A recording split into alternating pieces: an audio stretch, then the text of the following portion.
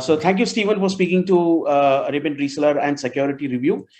Stephen Hope is the CEO of Authlogics, and we'll be talking about two-way identification to prevent identity theft and financial fraud. And we'll also talk about the importance of patent-based authentication. So thank you, Stephen, once again for speaking to us. Yeah, thank you. Thank you for your time. So we'll start with a brief about how can two-way identification prevent identity theft and financial fraud. Yeah, well, we prevent a lot of this type of identity fraud with two-way ID through a feature of our PinGrid patent-based authentication solution. And what it basically does is it tries to solve the who are you and who am I problem when you're on a phone call. And everyone's been in this scenario before where you get a phone call from your bank and they need to talk to you about something on your account. Now, first of all, why should you believe someone's actually phoning from the bank? But they just kind of assume that you should. And then this anonymous phone call coming in starts asking you security questions about your bank account. And a lot of people just give them the answers. And it could be a scam call, you don't know. But if you get through, cool, the bank might talk to you about your problem, but it also might not be you that's phoning, because the questions the bank asks are often stuff that you've already got on Facebook that, lots of people might know the answers to, like mother's maiden name, for example. So we solve that problem very quickly and very securely with two-way ID, where with the bank phones you, the bank operator can read out some numbers which will match what's on your phone, and that's the bank phoning. And then when the bank will ask you for a security code, which you would get from the app on your phone from your pattern, and the bank knows it's you because you have your phone and you know your pattern. So you've got to have those two factors to let you in. So instead of asking all these silly questions to get through, the bank knows it's definitely you, and you know it's the bank that's calling. So it's quick, very, very quick to do, because there's no long questions and answers. It's just give me a number, I give you a number, and you're authenticated both directions, which is why we call it the two-way ID. So in terms of the security attacks that companies face these days, especially with identity, as being the base of these attacks, what are these kind of attacks that companies are facing? Yeah, I mean, all the usual type of attacks that have been going on for a while are still happening. People still need their firewalls, they still need to do all their patching, all the usual kind of antivirus type stuff. So that stuff has been around a long time and is going to carry on, and the standard things need to be in place. But the kind of new wave of attack these days seems to be around the bad actors getting access to credentials. And, the reason they want to do that is so that they can just get in and they just log in instead of hacking in. It's so much quicker and easier. And, the way they get those credentials can be in multiple ways. And a common way at the moment is phishing. So phishing attacks are massively on the rise. And phishing is just a simple case of someone receives an email which looks like a legitimate email and makes you click a link and then gets you to a logon page, and the user logs in, and the user thinks, oh, I'm just logging into the company's website or the intranet or whatever it is. But what they don't know is it's a fake website, and they've just given away their username and password. And that's a common thing that keeps happening a lot. And these phishing scams used to be very easy to spot because they were very badly formatted, bad spelling, bad language. Now, though, they look as professional as the real thing. So they're very difficult for users to spot. But the bad guys also go and get these credentials from breach dumps online. So there's millions of credentials get breached from around the world every single day of usernames and passwords. It's very easy for bad guys to get hold of this detail, and from that they can just go and log in. They don't need to breach a firewall if they've got someone's username and password. And so it is an ongoing threat, and the reason why this is so useful for bad guys is that you can just log in without being detected, because it just looks like a normal login from the security system's point of view. And once they're in there, they can then potentially do a ransomware attack or something else like that gives them some monetary return. So they're generally looking for things where they can get money back nowadays, rather than just hacking for the fun of it. So there's a big financial incentive for the hackers of today using these new techniques. Okay. In terms of the challenges that CXOs are facing, especially with making sure that data is secure within the corporate network and people are working from outside the offices these days, what sort of challenges are they facing? Yeah, it is a big problem, and this new work from home world we've now come into thanks to COVID, there's many more people working in many different places, and the concept of my secure network and then the internet is just a total alien concept. And it's got to the point, actually, even the network firewall is starting to become something that's old-fashioned and redundant, because there is no inside-outside anymore. Now, most people's apps are in the cloud, so people work outside the network all the time.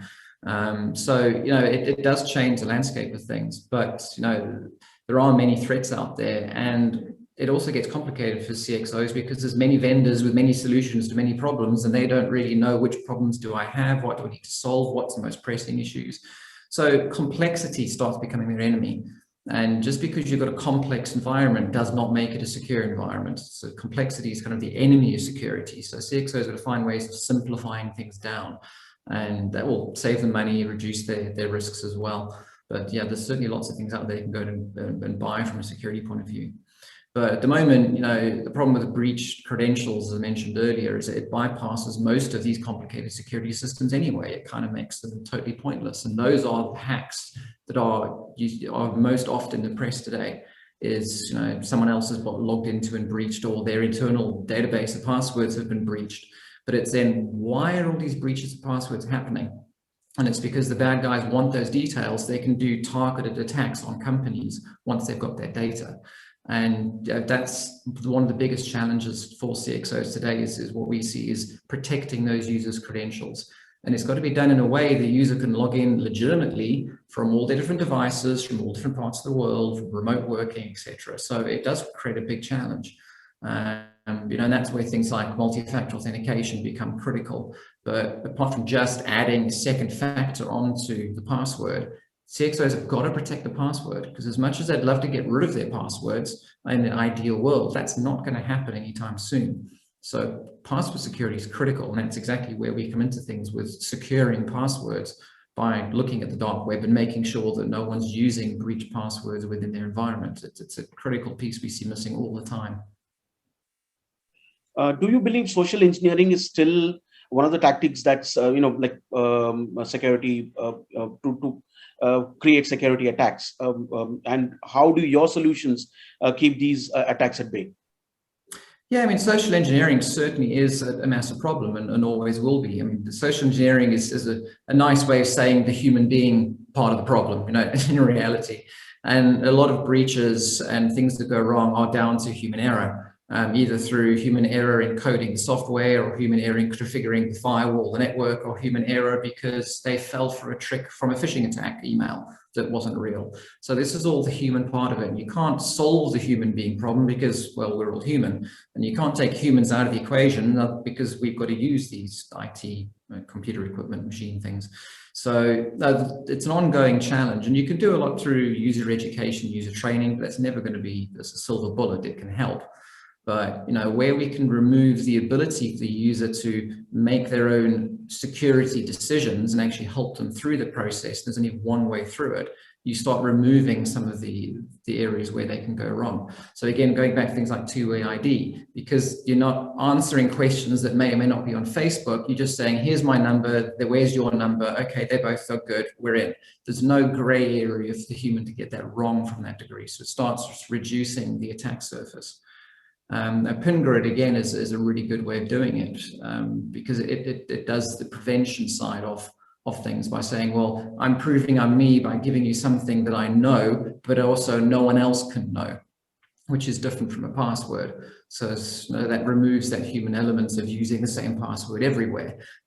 So you don't know that it's secure. And with PinGrid as well, we can do things like transaction verification and other things to make sure that what the user is doing is actually what they intended to do.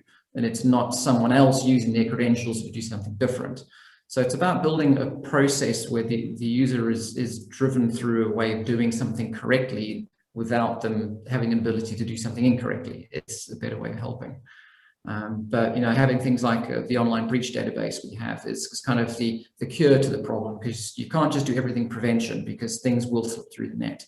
So if someone does fall for a phishing attack by mistake, or an accounts database does get breached, what do you do? So if you've got the cure part of it as well with the retrospective checking, so you know that if my credentials are breached, something will pick it up and I will get forced to change my password. So it's not going to have as bigger impact as it would used to have. So it's got to be kind of the multi-pronged approach to try and help the social engineering and the human element in it. One of the things that Authlogics does is also provide patent-based authentication solutions as well. How are these important, and how can these, build up the security solutions that companies already have in place? Yeah, well, I think patent-based authentication is a very important and useful tool, which a lot of companies are not making good use of. You know, the idea of patent authentication is that you don't have to remember a number or a password, you just remember a shape or a pattern, and that's what's in your head. And it's basically a knowledge factor of authentication, and similar to a password in that it's a knowledge factor. But with a password, you give it away every time you log on. So a phishing attack or a keyboard logger can sniff what you're entering as proof. So once you've typed the password in, it's no longer secret. But with pattern authentication, you don't give away the pattern when you log in. So there's some clever stuff we have in the way the thing works, that basically your pattern turns into a one-time code, so that you guarantee to get a different code every time you log in, and the secret stays in your head. And that's a pretty important distinction. And the useful part about it is you can use it in a single factor scenario. So you don't have to have multi-factor for this. It's kind of like in between passwords and multi-factor, but it fits all the same use cases passwords do. And it also fits all the use cases of multi-factor, because you can use the same solution with multi-factor. So and the nice part, when you use it with multi-factor, the users see it as a one-step process. They go with the app on their phone, they look at the grid with the pattern, and they type in their one-time code. In doing that, they've used two factors, because they've got the device in their hand of the phone and they know the pattern in their head, and they type in one number.